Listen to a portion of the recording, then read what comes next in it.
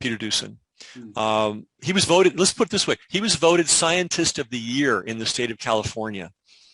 And then he went against Fauci, and he was literally driven out of the profession of doing scientific research. So this is the kind of hold this man has on our world. And I wish that we had all been able to organize very early, like in March of 2020, and attack him hard. But now we're getting him, everything, all in good time. And tomorrow, this book, The Real Anthony Fauci by Robert F. Kennedy Jr. is available for sale in bookstores everywhere. You can get it on Amazon. You get it from any online source. And yeah, I mean, it's all there. Everything I talked about, but 400 pages worth now. I don't know, where do you want me to go with this? Well, let me say this. They can cancel Facebook accounts and YouTube accounts and Instagram accounts. Hard to cancel a book. Now, the Nazis used to take books and throw them into piles and burn them, and maybe they'll go back to that. I don't know. But for the time being, you can't cancel a book. You can't erase it, right? So, and there is just as Fauci has his little network of corrupt public health officials and corrupt scientists, there is a network of bookstores in this country, libraries, people talking to people. And this book is one. Yeah, someone just made the mention. I'm surprised Amazon will sell it. Yeah, they may cancel it, but there are other places that can, will be able to sell it through. So they can't cancel a book.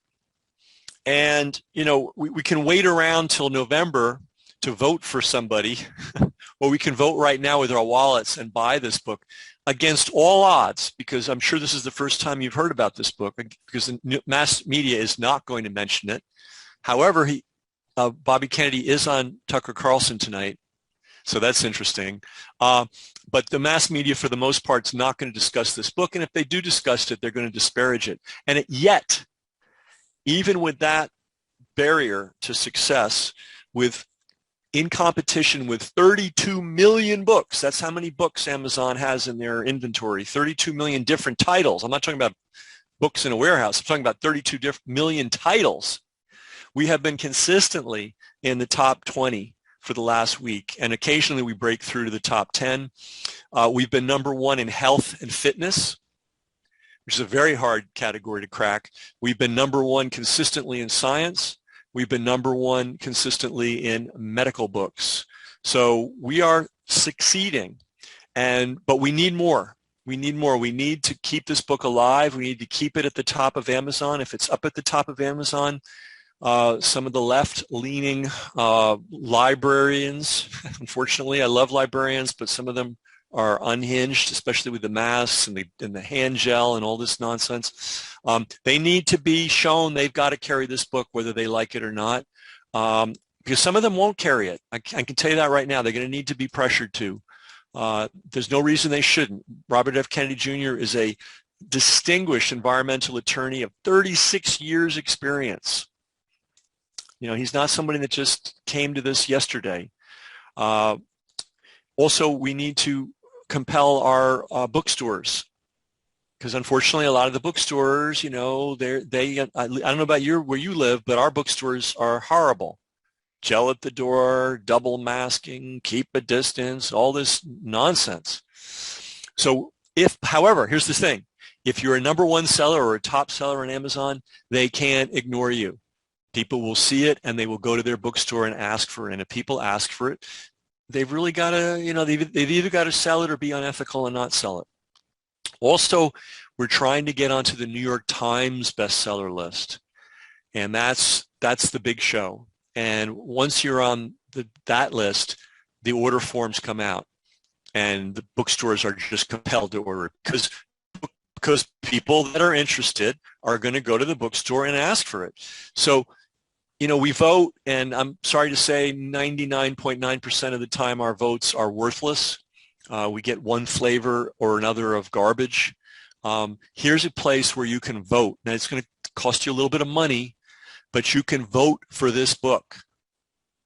And I recommend you considering buying more than one copy. You could buy one for your library. Take away the excuse they have that our budget doesn't allow, new books, Well, buy it and hand it to them. You can buy it for that annoying uncle of yours who thinks he knows it all, right? What I'm doing is I'm sending it to the public health officials. I live in a tri-county area. I'm sending it to them.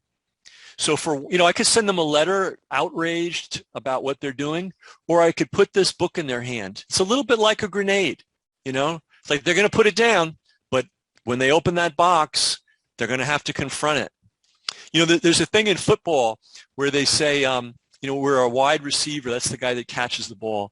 He hears the footsteps behind him of the defense, and it's scary because he knows the minute he puts his hand on that ball, he's going to get clobbered. And I want these public health officials to hear footsteps. So that's one thing I recommend to people. If you've got some extra money and you want to have an impact, send this book to them. Make them have to hold it in their hands for 1 second. David knows this. It's easy to throw away a brochure, right? That's no problem. It's easy to throw away a direct mail piece. Mama told us not to mistreat books. It's a little hard to throw a book in the trash can. It's kind of like a hot potato. What do you do with it? Well, I put it in their hands. So if you've got some bucks and you want to really have an impact, you can have a double impact. Number one, you're gonna help move this book up the rankings of sales to make it undeniable and impossible to ignore, and you're going to put this book in the hands of library goers or government officials that need to know that not all of us are on board with this. And what I love too, somebody mentioned this, is the Children's Health Defense. They have their logo.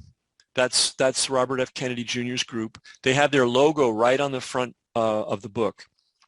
And this is their biggest chance to connect with all the tens of millions of people in this country who've had enough with this medical fascist state.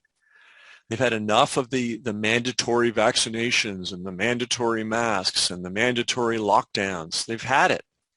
But they don't necessarily know where to plug into. I will say this, Mask Off Minnesota has consistently has some of the best COVID content I've seen anywhere. And believe me, I've consumed a lot of it. You really have, guys. I don't know how you're doing it.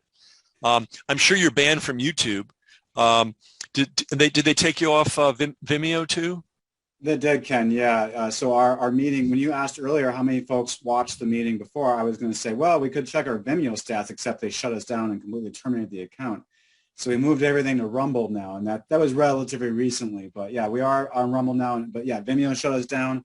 And Facebook actually shut us down a few times. We're actually back on Facebook right now for the time being. So we'll see how that goes. But how do you like that? Well, I'm glad your videos are out there because it's first-rate material. It's really important. I appreciate that, Ken. I appreciate that. I did want to share something with you that someone wrote in earlier to our email. They said they weren't able to join us tonight, but they said that they thought a great idea would be to buy multiple copies of the book and then just casually leave them around at different strategic locations. If you've got it, let's think about it. Like the barbershop, the beauty parlor. It's kind of a weird book to leave in the beauty parlor next to Vogue and Cosmopolitan, but because there definitely are people in those professions that would be happy to have the book around. They're not going to throw it out. How about the auto repair place? Yeah, there's a lot of things that we can do. And if you have the means, if 1 out of 10 people just bought one extra book, that's a 10% sales bump. That could be the difference between a doctor's office and dentist's office. Now they may throw it out, they may disappear it, but guerrilla marketing, little neighborhood. Oh yeah, those beautiful little boxes. What a wonderful movement that is. I'm sure everybody's seen them. You put it on your front lawn, and then you put 10 boxes in there, and people can, and of course, gift to the local library. You know what? Thank you for that idea. We have a little box, and it's in front of a store that is very pro-mask. So now I have three reasons to buy the book, to share it with others, to boost the ratings, and to annoy these people who annoy me. But it's a non-lethal, non-violent weapon, and it's a good one. It's a good one. And Ken, as we're talking, I'm not sure if you saw, but the chat box was kind of exploding. People saying, "I just ordered my beautiful copy. My copy." Thank you so much. It matters. It really matters. It really, this is the big time. Tomorrow is the launch, right? So, and David knows this because we're from the marketing world. The launch is the day, right? That's the day you have your countdown, and you have all your hyper responsive people that will pre-order. But let's face it, it's a rare person that pre-orders a book. Even I resisted pre-ordering. I'm like, why should I pre-order it? Why don't I wait till it gets closer? But it's a rare person that pre-orders. The typical person, quite sensibly enough, waits till the product is in hand and buys it.